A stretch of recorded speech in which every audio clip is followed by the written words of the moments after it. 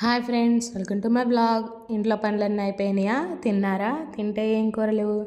ఈరోజు వచ్చేసి మార్నింగ్ అన్నీ సగం పైనే సెట్ చేసుకున్నాను మొత్తానికి. ఇక రాగానే వీడియో అయితే ఏం ఆన్ చేయలేదు లెగవగానే. ఇక ఎప్పుడు కూడాను లెగవగానే బయటకు వెళ్ళిపోయి వెదర్ అంతా చూపించి ఈరోజు టెంపరేచర్ ఎంత ఉంది ఏంటో మీకు అయితే స్క్రీన్ షాట్ తీసి పెట్టేదాన్ని కదా.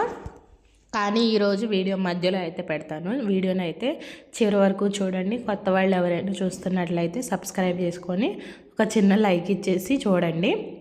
అయితే ఇక్కడ వచ్చేసి నేను నైట్ పాలను అయితే తోడు పెట్టడం మర్చిపోయాను. ఇక పాలు నేను నైట్ మళ్ళీ మరగబెట్టి కూడా పక్కన పెట్టలేదు, అయినా సరే పాలు అనేవి విరగకుండా ఉన్నాయి.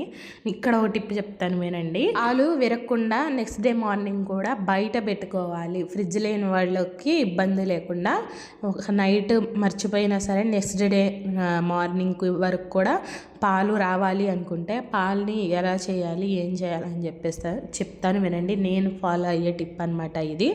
ఇక అయితే నా దగ్గర ఫ్రిడ్జ్ లేదు కదా, పాలని నేను నెక్స్ట్ డే మార్నింగ్ కావాలి అనుకుంటే ఎలా స్టోర్ చేస్తాను అంటే, అయితే ఇప్పుడు పడుకునే ముందు ఉంటుంది కదా, పడుకునే ముందు ఇక పడుకుంటాము అనగా పాలను అయితే ఒకసారి మరగబెట్టేసి బాగా, అంటే ఇప్పుడు పచ్చి పాలు ఎలా మరగబెడతామో అలా ఒకసారి ఒక పొంగొచ్చి కొంచెం మరిగిన తర్వాత అలాగే పక్కన పెట్టేస్తే మీకు నెక్స్ట్ డే మార్నింగ్ కూడా పాలు అనేవి విరగకుండా అలాగే ఉంటాయి.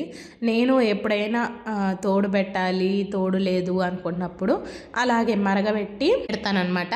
అయితే పాలు అనేవి విరగటం కాదు కదా, అసలు చెక్కు కూడా చెదరవు అనమాట.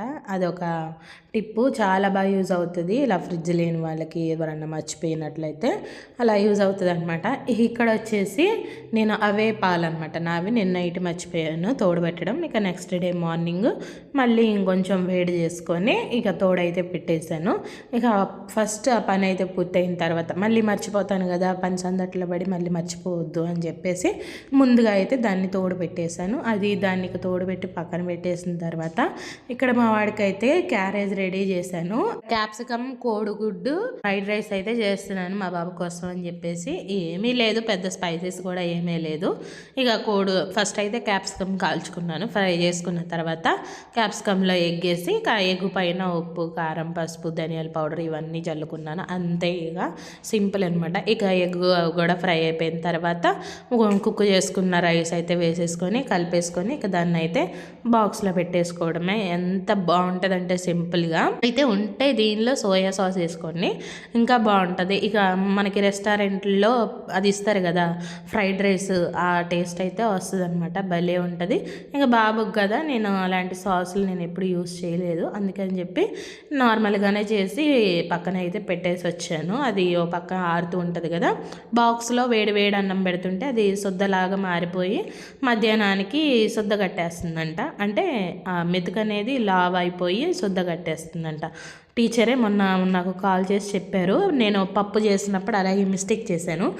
ఇక ఎప్పుడు కూడాను చల్లారిన తర్వాత బాక్స్కి మూత అయితే పెట్టేదాన్ని. ఆ రోజు మాత్రం పప్పు చేశాను. పప్పు చేసి ప్లస్ వేడి అన్నం పెట్టేసి వెంటనే మూత అయితే పెట్టేశాను. అందువల్ల అన్నం అనేది బాగా శుద్ధగట్టేసి ఇక మెతుకు కూడా పప్పు తడిదనం అంతా పీల్చేసుకొని ఉబ్బిపోయిందంట. అందుకనే ఈసారి మాత్రం అలాంటి తప్పు జరగొద్దు అని చెప్పేసి ఏది పని ఉన్నా సరే ముందు దాన్ని పక్కన పెట్టేసి ముందు క్యారేజ్ అయితే రెడీ చేసి బాబు కోసం అన్నం అయితే పక్కన ఆరబెడుతున్నాను. ఆ తర్వాతే బాక్స్లో పెడుతున్నాను. పసిపిల్లలు కదా పాపం, వాళ్ళకి తినాలనిపిస్తుందో తినాలి అనిపించదో కూడా మనకు తెలియదు అనమాట. అందుకని చెప్పి వాళ్ళకి టేస్ట్కి తగ్గట్టుగా చేసి పెట్టాలి. ఇక ఉంటే తింటాను లేదంటే లేదు అన్నట్టుగా ఉంటారు పిల్లలు ఎప్పుడు కూడాను, లేదంటే కడుపు మార్చేసుకుంటారనమాట.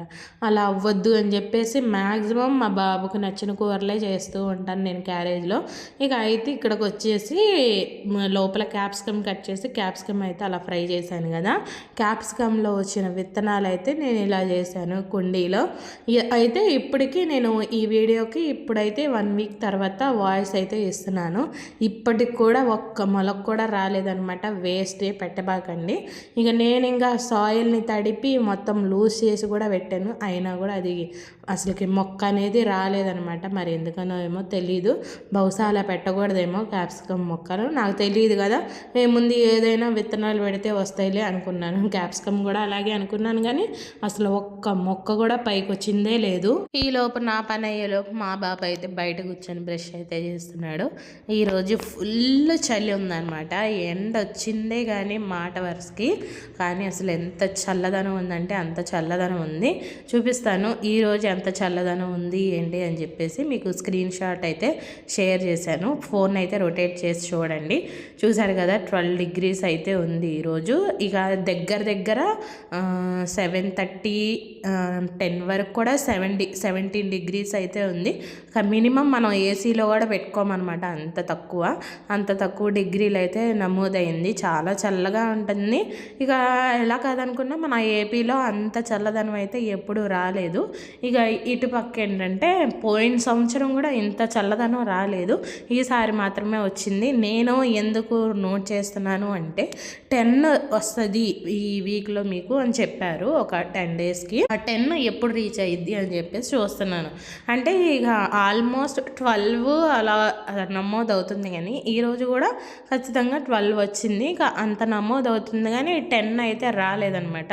నేను చెప్తున్నాను కదా వీడియోకి ఆఫ్టర్ 1 week తర్వాత ఇస్తున్నానని చెప్పి, అది ఈ నా 10 అయితే రాలేదు కానీ ఇక 10, 12, 11 అలా అయితే రీచ్ అయ్యింది అదనమాట. అందుకని అంత చల్లదనం ఉంటుంది. ఇక బాబుకి నేను మొత్తం కప్పేసుకొని ఉన్నాము.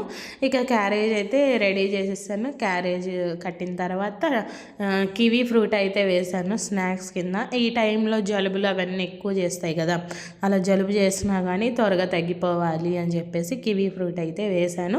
ఇక ఆ తర్వాత బాబుకి స్నానం చేయించాను. వాడికి టిఫిన్లోకేమో పాలు అటుకులు ఇచ్చానమాట. ఇక తర్వాత కూడా కడుపులో దిండుగా ఉంటుంది అనమాట పాలు అటుకులు అనేవి. ఇక టిఫిన్ చేసినా చేయకపోయినా ఇబ్బంది ఉండదు పిల్లలతో. ఎంటీ స్టమక్ అయితే ఖచ్చితంగా ఉండదు. ఓట్స్ ఎలాగో అటుకులు కూడా అలాగే అనమాట. ఇక మా వాళ్ళు అయితే రెడీ అయ్యి వెళ్ళిపోతున్నారు. ఇక వీడియోని కూడా ఎండ్ చేసేస్తున్నాను. వీడియో నచ్చినట్లయితే లైక్ చేసి ఛానల్ని సబ్స్క్రైబ్ చేసుకోండి. ఉంటాను ఫ్రెండ్స్. Bye friends, bye.